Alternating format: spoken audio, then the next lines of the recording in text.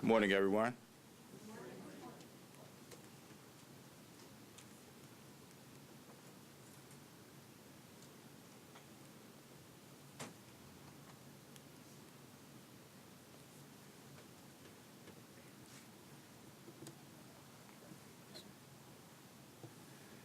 All right, we're here today. Excuse me, I have a terrible cold, so I apologize for that. We're here today to talk about the impact that sequestration is having on the district's economy, and as one might imagine, we are already feeling the impact and feeling more so than others at this juncture. One of the core missions of my administration is to grow and diversify the economy so that all residents of the district will have a great place to live, to work, as well as to play. And I think the data support the fact that we have made a number toward accomplishing this. Since the start of my term, we've actually helped to spur the creation of 23,700 private sector jobs. Our One City Hire program, which has been incredibly successful, is now approaching 7,000 placements in the pipeline.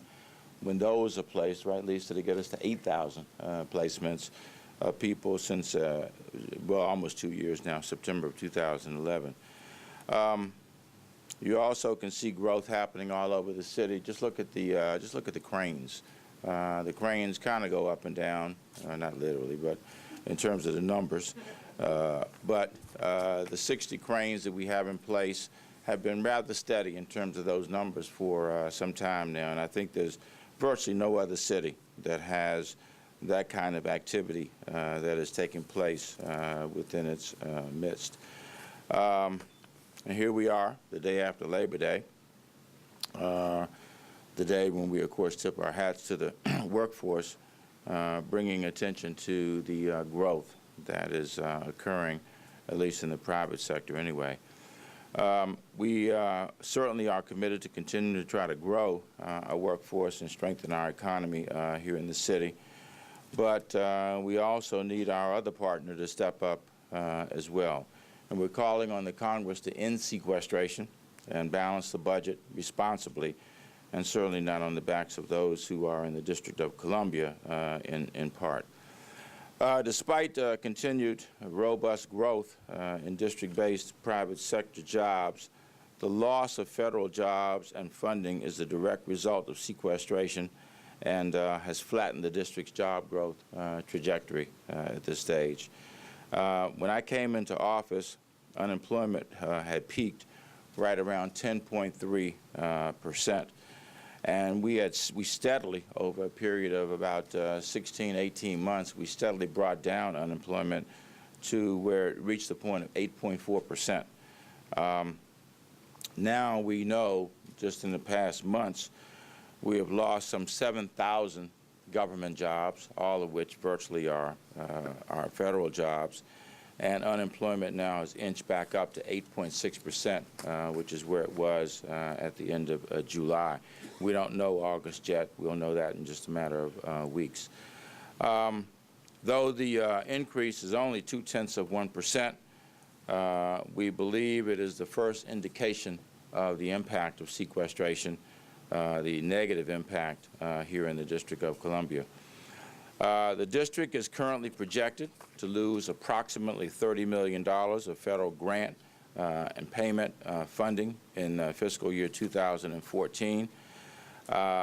These budget reductions are significant, obviously, and will have harmful programmatic impacts that will be felt by district residents, and the revenue impact, obviously, is very troubling, even though we worked hard to try to take those things into consideration as we've done projections for fiscal year 14 and then the adjustments that have been made for 14. The sequestration is obviously resulting in a slowdown in the growth that the district's economy would otherwise be experiencing. The Office of the Chief Financial Officer, Dr. Gandhi, and his staff predicted that sequestration could take approximately $60 million in revenue from the district's economy in fiscal year 14 alone. That would be because of what I talked about, and that is the revenue, the grants, and other payments from the federal government, as well as slowed and reduced spending on the part of people who are feeling the effects of sequestration personally themselves. To further explain what is happening in some detail, I have asked several people to join us today. First of all, the Director of the Department of Employment Services, Lisa Mallory, who will break down the sequester-impacted employment data for you. She will be followed by our Budget Director, Eric Goulet, who will provide an update of what the federal cuts mean to district agencies and the residents that they serve. Thirdly, the Deputy CFO, Fitzroy Lee, who is the guru for revenue analysis and revenue projections, and he will tell us what the impact has been in that area. And then fourthly, our Deputy Mayor for Planning and Economic Development, Victor Hoskins, who will talk about how we are making adjustments in our 5-year economic development plan to accommodate some of the changes, the negative changes that we are seeing, and how we're continuing to try to grow the economy here in the city. So Lisa, why don't we start with you? Good morning. Thank you, Mayor Gray, for that introduction. Good morning, all. I've been called upon to talk to you today about some data that we have that really shows some important trends that are going on and the impact that sequestration is having on the District of Columbia residents. As you can see in the first chart, and you're going to see a chart up here, there's also an eye chart over here on the side, but you also have some handouts that you can see. Between August of 2011 and December 2012, the district saw a steady decline in its unemployment rate. And as the mayor mentioned, it dropped from 10.3% to 8.4% in just 16 months. And the District of Columbia was on a great path to job growth, and district residents were the beneficiaries of the District of Columbia's aggressive efforts. Our research has shown that in this period, the decline of the unemployment rate was especially large for the more disadvantaged populations, the groups in the district that includes African Americans, D.C. residents with only a high school diploma or less, and younger workers. This also coincides with the period that Mayor Gray's One City, One Hire initiative was established, and to date it has impacted over 6,930 district residents, and we've been working with 929 employers. But in January of 2013, this positive trend came to an end, and we saw a rise and then a plateau in the district's unemployment rate. And for the month of July 2013, the unemployment rate grew upwards again to the current rate of 8.6%. The next chart, which is right over here, shows you that the district's job growth, which was very strong in the previous months, leveled off with the looming prospect of sequestration in January of 2013. And to give you a better sense of these trends, we can see on the following chart that the number of private sector jobs in the district, the blue line that you'll see up here, has steadily increased. At the same time, the number of jobs of the public sector jobs, which is the red line you'll see below, has declined. And there's a particularly large drop in the last 6 months. In fact, since January 2013, the District of Columbia lost 7,000 government jobs, and that's the largest 6-month loss of government jobs in more than 15 years. So today we argue that this shows an accurate depiction of the impact of sequestration on the District of Columbia's economy. In the next slide, you can see that we project that the district's unemployment rate would be somewhere between 8.0% and 8.2% had sequestration not taken effect. Instead, as I mentioned before, you can see that the district's actual unemployment rate in July 2013 was 8.6%. So that's between 0.4 and 0.6 percentage points higher than we could have been without the recent loss of the 7,000 government jobs. So in addition to One City, One Hire, we are now placing emphasis on those that are underemployed. And we also realize that many district residents who have part-time jobs are seeking full-time employment. And so we are taking the necessary steps to move some of those folks upward in the pipeline. Our strategy at the Department of Employment Services is to move people upward in career paths, not just in getting them a job. So I have painted a picture of the sequestration's impact on the district's unemployment rate, but now we will hear more on the impact on the revenue of the District of. Thank you very much for your time. All right. Thank you very much. My name is Eric Goulet, Director of the Mayor's Office of Budget and Finance, and I'm here today to talk about the $30 million budget impact that the Mayor alluded to earlier. The agencies that are most impacted by sequestration are those that have a high percentage of federal funds. And I'm going to talk about 5 agencies in particular today, which amount to $24.1 million of the $30 million total federal fund loss that the district may experience from sequestration in fiscal year 14. The first of these agencies is the D.C. Housing Authority, projecting to see an $11 million reduction from sequestration. This has required the agency to freeze all new federal vouchers that would have otherwise been opened up through attrition and given to other families. What this means is that 200 to 250 families that would have otherwise received a housing voucher will not receive one because of the impact of sequestration in fiscal year 14. Another agency that's particularly impacted, which also has a ripple effect in other education agencies, is the Office of the State Superintendent for Education.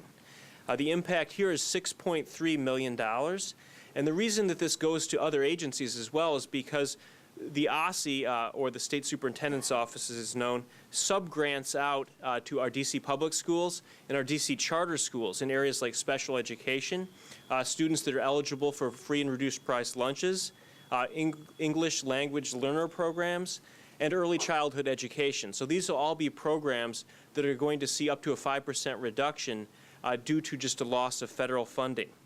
The third agency I want to talk about today is the Department of Health. It's another agency that receives a very high percentage of its funding from federal sources.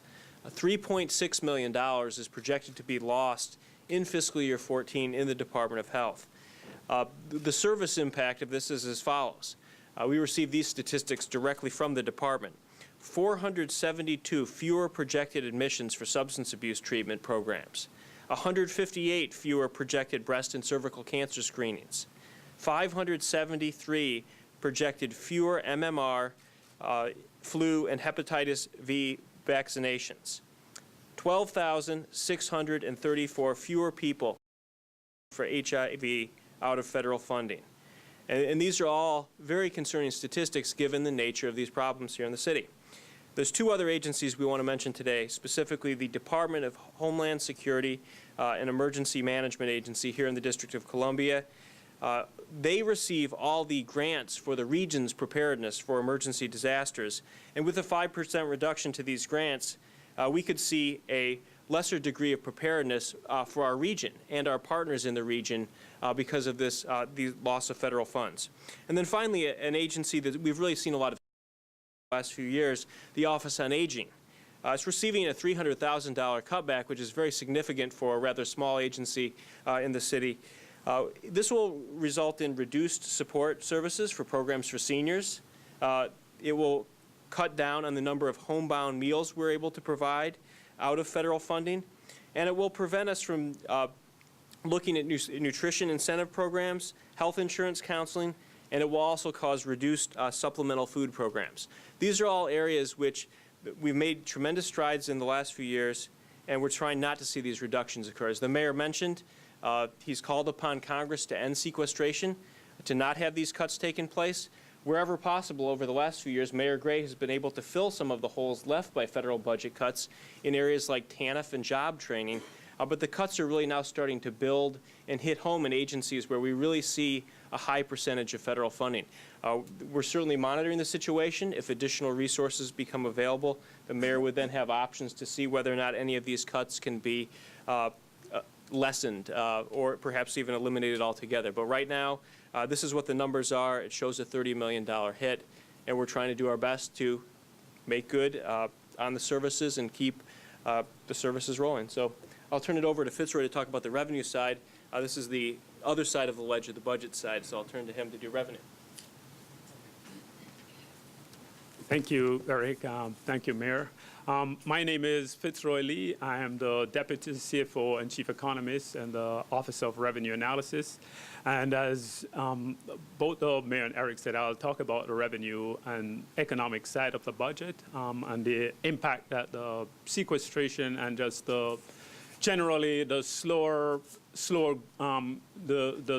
in federal government hiring and what's that having on the district's economy and the revenue.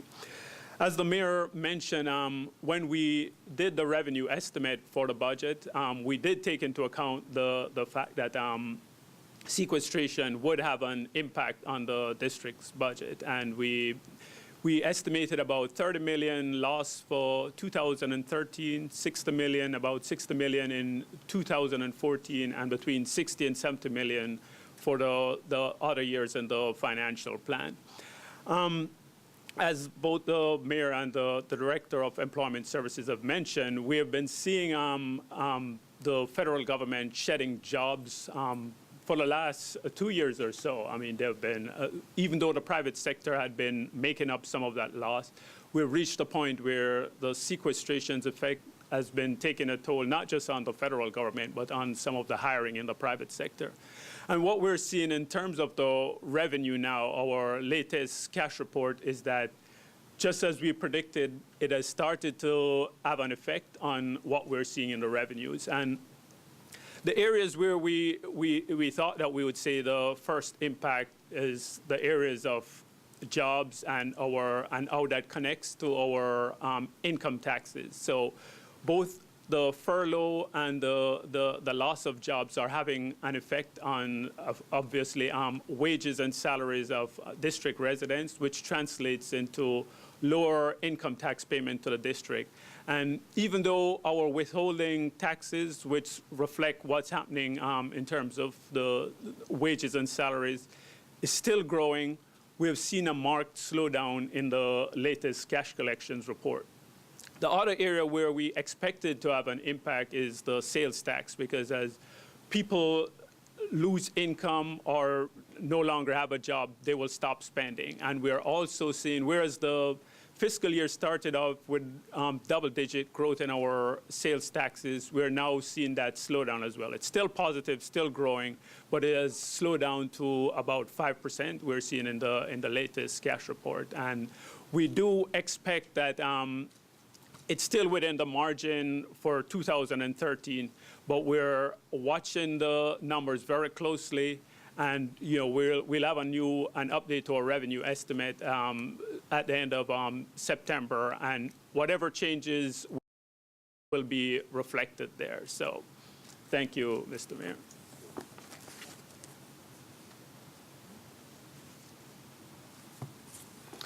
Good morning.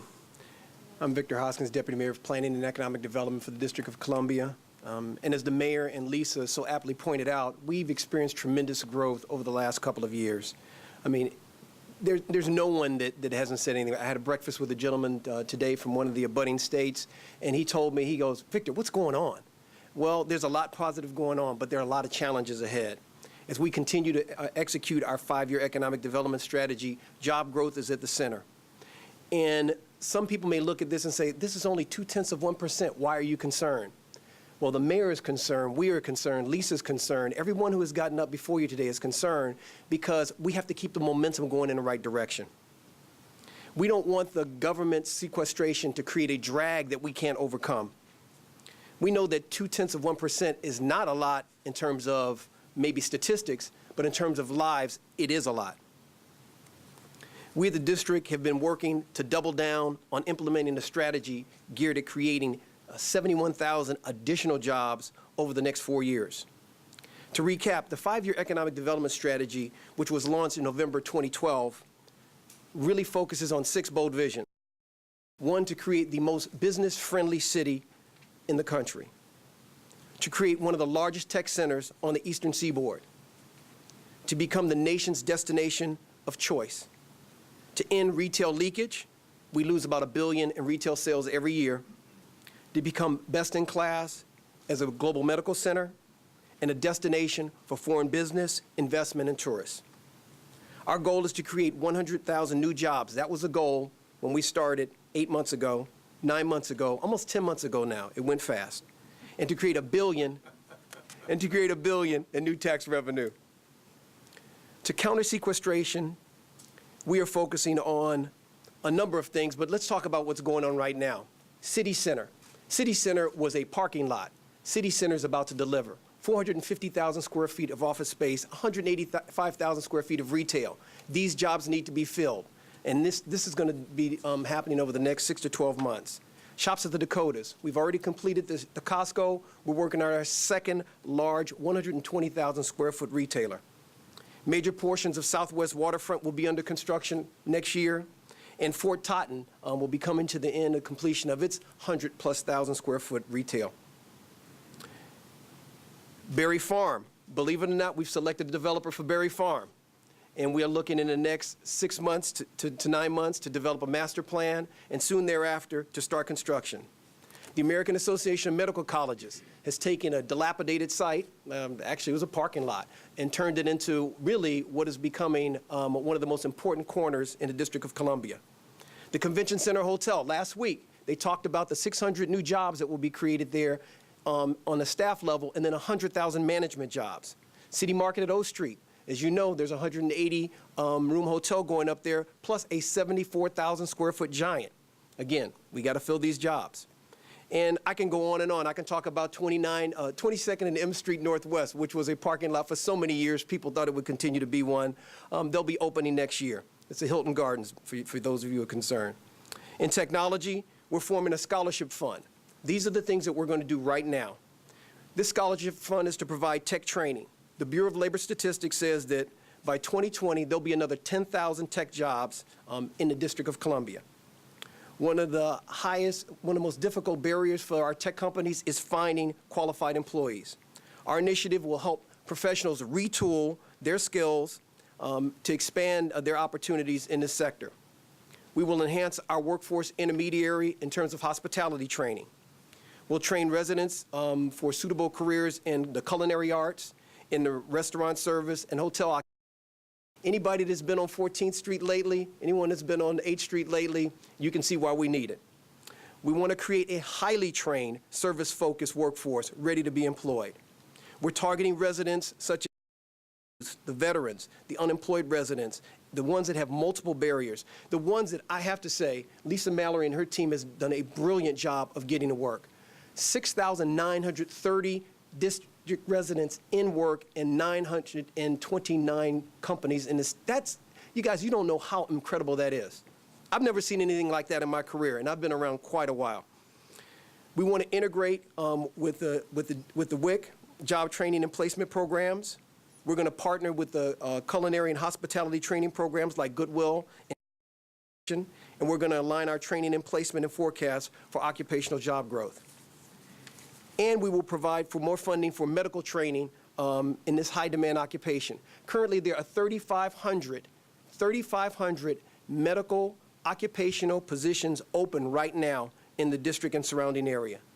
Jobs include medical billing, coding, medical assistance, and 743 of these vacancies we want to get filled right now with our team in electronic records. Increased training capacity is necessary in places like in the Allied Health Program and at the University of the District of Columbia Community College. We're targeting students in Ward 5, 7, and 8, where the community college has satellite locations. Let me close with saying that the mayor has always been proactive in his effort to get people employed in this city. He stated that one city was his goal. That means opportunities for everyone throughout the city, not just in Ward 1, not just in Ward 4, but the same as in 5, 7, 8. There are, right now, about $4 billion under construction in the city's public-private venture projects around the city. There are about $9 billion in total construction under development right now. We are the envy, but there is still much to do. I thank you for this opportunity, and I'll turn it back over to the mayor.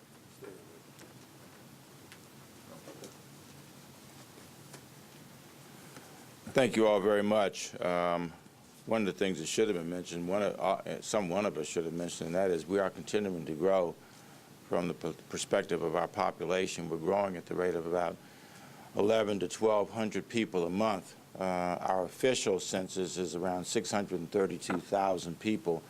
But in point of fact, since that was now that data were developed about a year ago, we probably now are well north of 640,000, which is a positive feature as well of the economy of the city.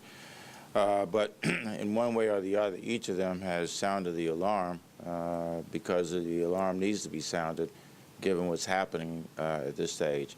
And unfortunately, some of the growth in the private sector is masking what's happening in the public sector with the loss, as Lisa pointed out, of the number of jobs. What is it, in the last 15 months? Most jobs we've lost, 15 years. Most jobs we've lost in 15 years in the public sector. And it looks like there will be no end to that, certainly in the foreseeable future. I see Allison Gerber and Mike Harold, who are involved. Mike, of course, is ranking official with PNC, but also chairs our Workforce Investment Council. They both are here. Allison is executive director, and they've been working hard, especially on our workforce intermediary, to try to create jobs, especially in construction and the hospitality industry. So we may call upon you if there are questions associated with what you're doing. In fact, when we got here, the workforce investment was essentially moribund, and they have helped to revive it and done, I think, an excellent job in so doing. So let's open it up for questions at this stage. Yes. Mayor, Sticky Leon from WTOP. There are many American families that are making do with less these days, running family budgets with less money. Isn't it fair and reasonable to ask the district government to do the same? To do with less? Yes. What does that mean? Do with less revenue, with less money?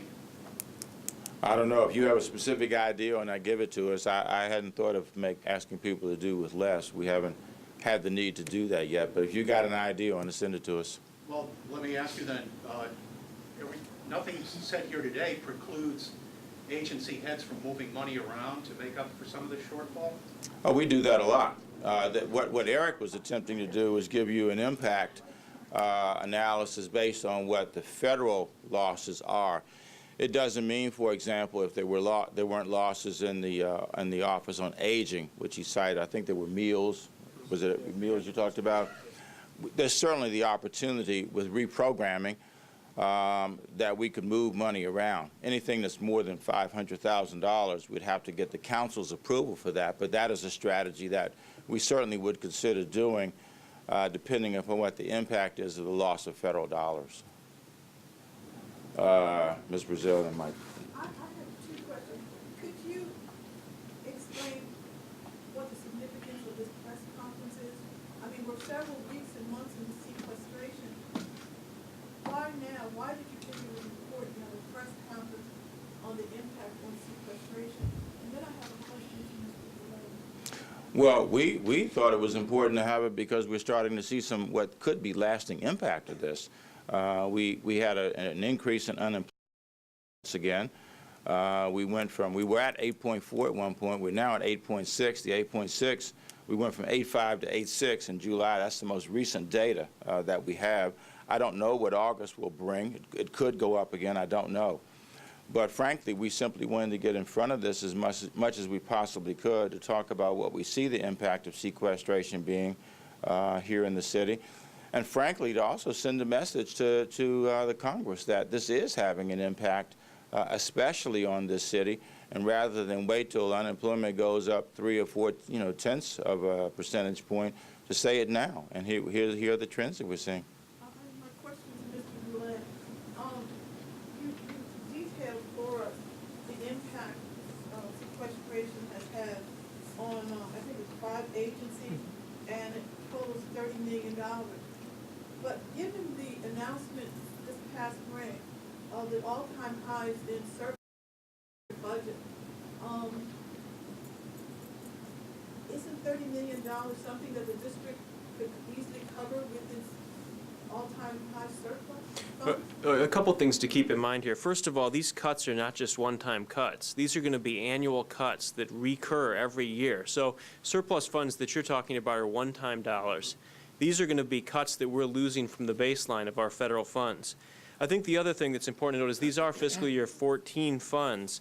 So as the mayor mentioned, we do have opportunities through reprogrammings to try to, if there's a way, to make up for some of these losses. I think the challenge, though, is when you do take local dollars that you could have used for something else and you have to put it towards covering federal gaps in funding, you lose other opportunities for growth in the district or for moving other important indices forward in other agencies. So there is an opportunity to make it up out of reprogrammings of recurring funds. Fund balance wouldn't be an appropriate use because it is one time. Mike. Mr. Mayor, you're talking about 7,000 fewer government jobs, mostly federal government jobs. And I think a lot of people in Congress and people in the country would say that, say, good, that's what the sequestration was supposed to do. And if you look at that chart, they can point to that and say, well, it's working. Look, private sector jobs are growing. This is what we expected the sequestration to do is drive up jobs in the private sector. How do you reasonably expect Congress and the nation to react to your suggestion that this represents a crisis for the district? I don't think sequestration is responsible for the job growth, Mike. The job growth really, I think, is a result of what we've been doing in the District of Columbia and have continued to do. I think the sequestration impact, though, the job loss, the 7,000 jobs, is certainly more of a factor associated with sequestration than is the job growth. I don't think, Victor, we would attribute much of anything, the job growth, to sequestration. We've seen growth in the hospitality industry. You look at all these buildings that are being built in the city, there are people who come with them. There are people who are moving into the city. So I don't want to leave any impression that there's a cause and effect between sequestration and job growth in the private sector. There probably are people who would make that observation, but I don't think they can reasonably make it as a cause and effect relationship. As a follow-up, so you say to what? I was just going to add that, in fact, if you look at the chart, you'll see that the private sector job growth is actually slowing. And part of it is that some of the cuts are affecting the private sector, and so it's slowing down the job growth in the private sector. As a follow-up, Mr. Eric, can you say to what degree that these recent trends are going to play in your decision on the large retail bill? I hadn't even thought about it that way, Mike, but thank you for asking me. Okay, Bruce? Mr. Mayor, I got somebody who's watching this live who's tweeting and wants me to ask you if you intend to veto the living wage bill and keep a large box of... That's what you're asking me today, Bruce? No, I'm asking you to respond to this person's question who's actually watching you live now. Now, Bruce, did you honestly expect me to come up here and answer that question today? I just got the bill on Friday after the council sat on it for 50 days, all right? So even started looking at it yet. I think the day count starts today. I think it does. Is that right? Anybody know? It starts today, right? And I have 10 days. I have 20% of the time that the council took to look at this. So, you know, we'll have an answer before the 10 days. If I can follow up. You've known this bill was coming. You say you've been out talking to people. You've seen these issues aired, you know, back and forth. I mean, the union people have called you. Walmart and others have also lobbied your people. Can you give us some idea of where you're... Bruce, I'm not ready to answer that question today. Eric just mentioned that we're losing $1 billion in retail each year. How does that factor in? How does that weigh in your decision? I'm not answering that question today. Let me try that again, okay? If I had been prepared to answer that question today, I would have said we were having a press conference on the Large Retailer Accountability Act, but we're not. All the time that you're allowed under the law? I don't know. I'm allowed 10 full days, and the council took 50. Yes. Identify yourself if you don't mind. Hi, I'm Hannah Hess with Roll Call. With? Roll Call. Okay. I was wondering if you have any specific lobbying push plan for when Congress returns next week. On this issue? No, we've continued to make the point as effectively as we can. We work very closely with our Congresswoman. It would be nice if she had a vote to be able to have more influence than she does have. I'm sure there are lots of people here who would agree with that. But no, we don't have a specific lobbying plan other than continue to make this kind of information known, you know, to folks. who have a role in being able to influence this outcome. Yes. Mayor Gray, do you project the 7,000 jobs, the federal jobs that were lost, was kind of a one-time hit that will level off, or do you project that number will continue to grow and get worse? I'll ask Fitz to speak to that since he's the economist, but I don't see it leveling off. I think the idea of sequestration was over a period of years to reduce the size of the federal government. The expectation is that those jobs will disappear, will not come back, and there will continue to be a shrinkage in jobs. You have, retirements occurring constantly, for example, and people leaving jobs at the federal level, and those jobs are not being backfilled, as I understand it. So I don't think there's going to be a leveling off. What do you think, Fitz? I agree. And in terms of our projection, we didn't see it as a one-time loss. Remember, the objective here is to tame the federal deficit. And so the intention and the sequestration law is something that's implemented over a 10-year period, and it's looking at about $1.2 trillion in cuts. So in our projection, we saw it as a permanent, a recurring job losses. Yep. The chart says that for now that private sector growth has outpaced government job losses, but a lot of the jobs we created that you're pointing to at this press conference tend to be in retail, hospitality, and the federal side of healthcare administration, which tend to be lower paying professions. Is the economic impact from those new private sector jobs, is it outweighing the lost economic impact of the government jobs that have gone away? I don't know. I'll ask Fitz to address that. But remember also, one of the things that we're focusing on is creating more technology jobs. You look at what's going on in 1776, where when they opened the doors, they had over 100 startups. And some of those, of course, will do well. Some of them won't do well. But there's a lot of new jobs, all of which really are high-paying jobs that are being created there. So when you look at the 5-year economic development strategy, it is focused on building jobs in the hospitality, and it's also focused on building more professional jobs in the city as well. And we hope that as that takes hold, it will bring an increased economic impact as well. Well, a lot of those, just following up on, you mentioned 1776, a lot of the companies in there are very small firms, very small entrepreneurial firms that aren't necessarily doing a ton of hiring right now. That's right. The job you're talking about, the jobs that you're talking about today, those are larger employers with larger hiring budgets. Is the amount of economic activity created by these new jobs, is it matching what we're losing, what is being lost around all these government jobs? Well, I think the first part of your question was, do we expect an immediate impact of those technology jobs? And I think the answer is no. That's why it's a 5-year strategy. We've had some firms that started here in the District of Columbia. I remember about a year ago when we were making some visits around, we found out about a firm that had actually started in the District of Columbia, moved out because it didn't have the incentives that were available to stay in the city. And they moved to Virginia. They now have 10,000 employees. It's a technology firm. That didn't happen, immediately. It happened over a period of 6 or 7, 8 years.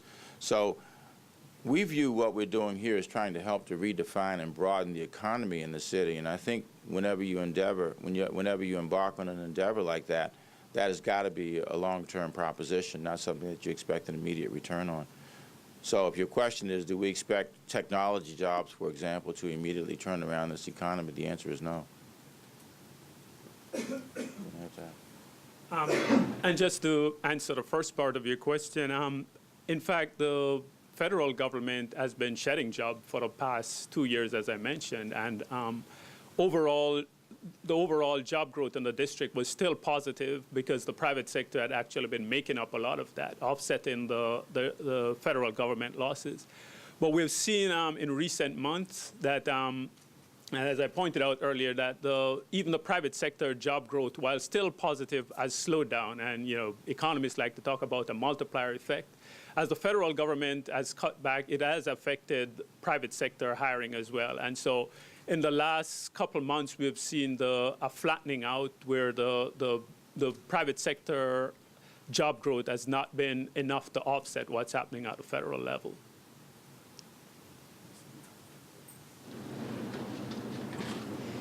Bruce? Mr. Mayor, can I follow up on Dorothy's question? I'm trying to get a headline here. You say you're up there to sound the alarm. You say you're up there to sound the alarm. To the I'll give you the residents headline. Gray administration makes astounding announcement today about the economy in the District of Columbia. But what is the message to the residents? Are you saying that what the feds have done undermines what you're trying to do here? Are you telling people to knuckle down? I mean, to hold tight? What is the message? I think we're trying to give the information in the news as it is, Bruce. And frankly, many people, including us, have talked about the negative impact of sequestration long before now. We now have data to demonstrate that, especially with the unemployment level going up. So I think this is continuing on. We haven't had a press conference like this. We haven't had data like this. But this is continuing on with a message that's been delivered by us and others. You go to the U.S. Conference of Mayors meetings, and you listen to the cities talk about the impact of sequestration there, especially to the extent that, one, they have federal jobs in their city, or they are dependent upon federal contractors. You're hearing exactly the same message. We're probably going to get it worse for obvious reasons, because we are the seat of the federal government, and obviously we get a good deal of federal funds coming into the city. I think that's the point of this, and that is, one, we're losing dollars coming into the federal government from the federal government coming into the District of Columbia government, and people's spending is starting to slow down also, because those who are not in federal jobs anymore or fearful of maybe losing a federal job are going to spend less.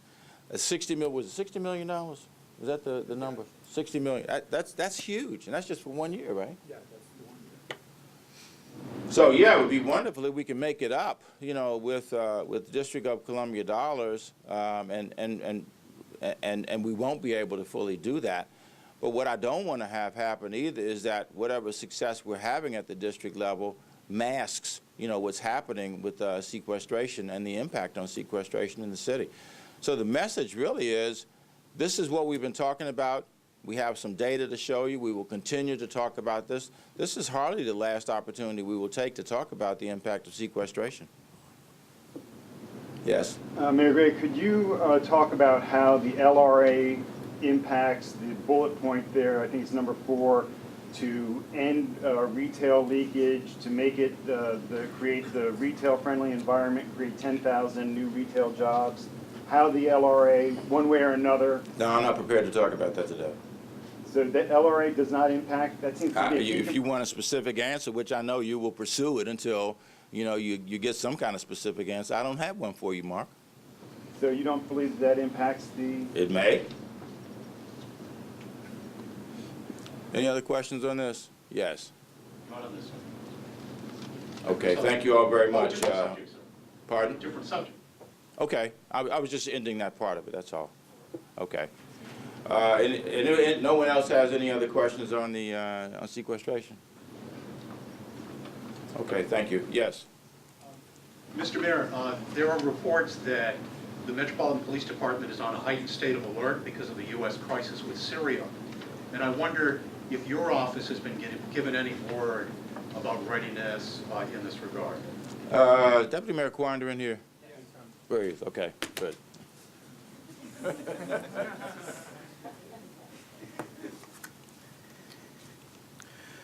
We have received information consistent with what the public has received.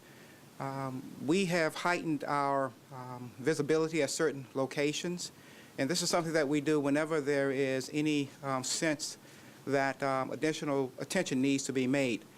So at certain locations that we believe that may be potential targets for any type of activity, we have a greater presence there.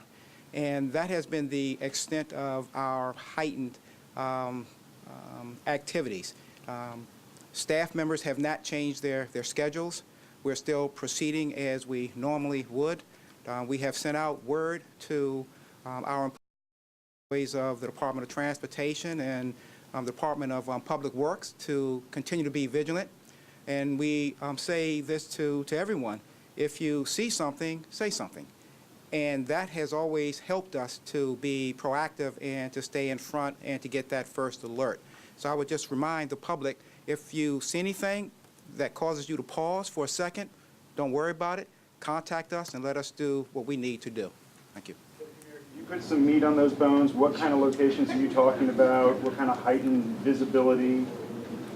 Is it an all-hands-on-deck situation? It is not a all-hands-on-deck situation. We are about to celebrate certain Jewish holidays.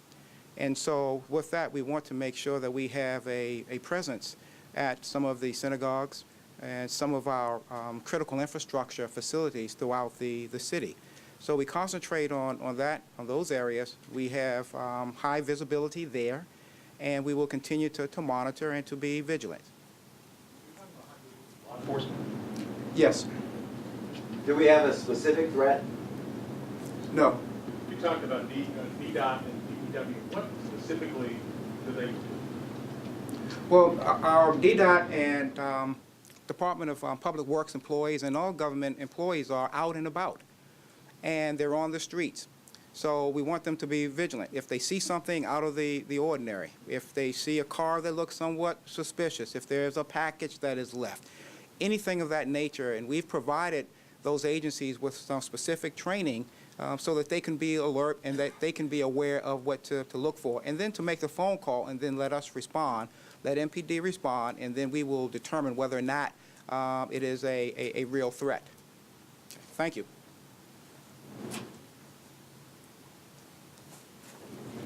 All right. Thank you all very Oh, much. I'm sorry. I'm taking it. Mayor Gray and Deputy Mayor Ponder. Mayor Gray, first, could we get your reaction to the video of the MPD boat in the Georgetown Harbor over the weekend that sank a private vessel? I actually saw only a clip of it.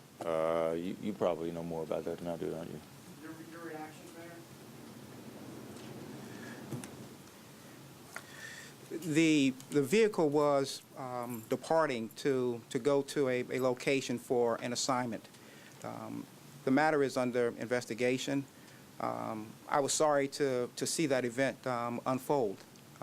It was very unfortunate, but we're fortunate that no one was on board and that there were no injuries that resulted. So we'll take a look at it. Our risk management staff already has it. They will evaluate, and appropriate action will follow. Or the helm? I'm not sure what his status is. I haven't received the briefing this morning, but I will probably by noon today. Can you help us understand what happens in an accident like that? If the city, if it's determined the city is liable, is the owner of the boat compensated out of operational funds, out of the police department's budget? How does that work?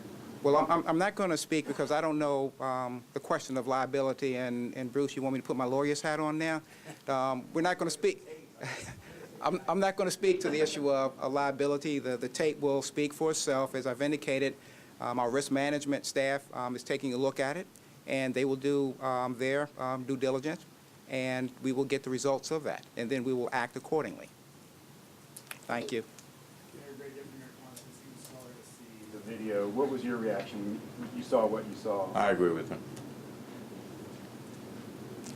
Any other questions? Thank you all very much.